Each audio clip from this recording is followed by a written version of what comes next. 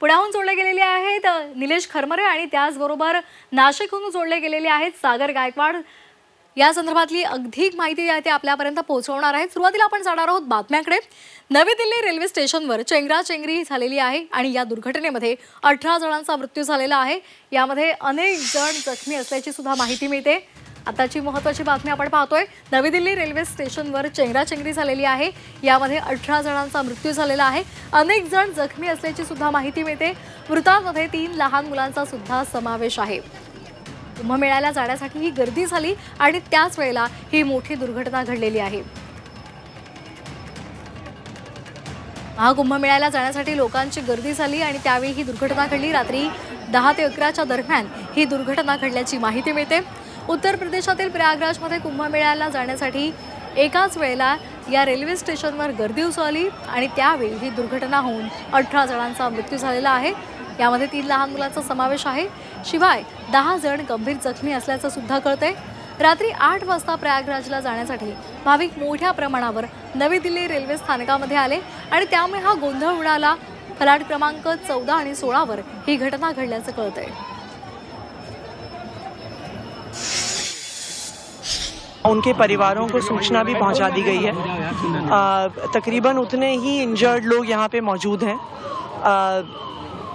बहुत ही दुखद घटना है और जो लोग गुजर गए हैं उनके मतलब कोई भरपाई तो नहीं कर सकता है, पर जो भी संभव मदद हो। हमारे दोनों विधायक यहाँ पे एरिया के, चांदनी चौक के विधायक पुनर्दीप सानी जी, हमारे आले इकबाल जी, दोनों यहाँ पर मौजूद हैं। हमने हॉस्पिटल के प्रशासन को भी कहा है कि जो कुछ भी मदद चाहिए हो वो तो सारी देखरेख कर ही रहे हैं, पर परिवारों को अगर कुछ भी मदद चाहिए हो तो हमारे दोनों विधायक यहाँ पे मौजूद रहेंगे। भैया 9 बजे के आसपास हुई थी ये घटना। 9 बजे जब पुल है ना, इसके ऊपर बहुत ज्यादा पब्लिक हो गई थी और पब्लिक को बहुत कंट्रोल करा पुलिस ने, लेकिन पब्लिक इतनी हो गई थी कि लिमिट से ज्यादा वो संभाल ही नहीं पा रहे थे, इतनी पब्लिक आ गई थी। अब यहाँ दोनों तरफ गाड़ियां खड़ी थी तो ऊपर पुल के ऊपर जो है वो भगदड़ मच गई। उसकी वजह से जो भी नुकसान हुआ वही हुआ है।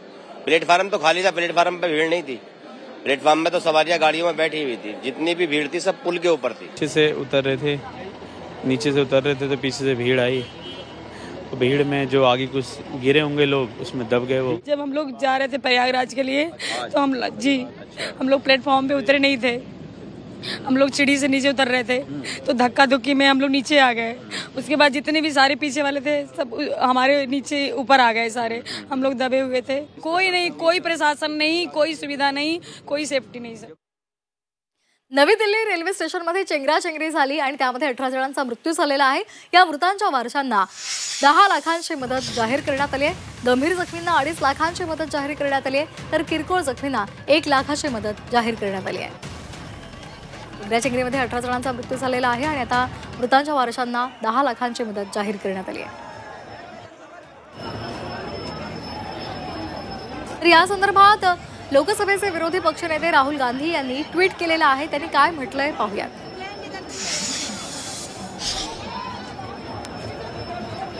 चेंगराचेंगरीची बातमी अत्यंत दुःखद। या घटनेमुळे रेल्वेचं अपयश आणि सरकारची असंवेदनशीलता पुन्हा समोर आली। भाविकांची मोठी संख्या लक्षात घेता स्थानकावर चांगली व्यवस्था करायला हवी होती। गलथान कारभार, निष्काळजीपणामुळे कुणालाही जीव गमवावा लागणार नाही याची काळजी घ्यावी।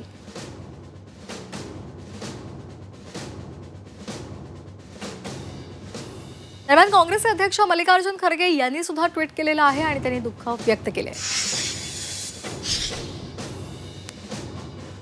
अनेक लोकांच्या मृत्यूची बातमी अत्यंत वेदनादायी आहे असं त्यांनी आपल्या ट्विटमध्ये म्हटलेलं आहे।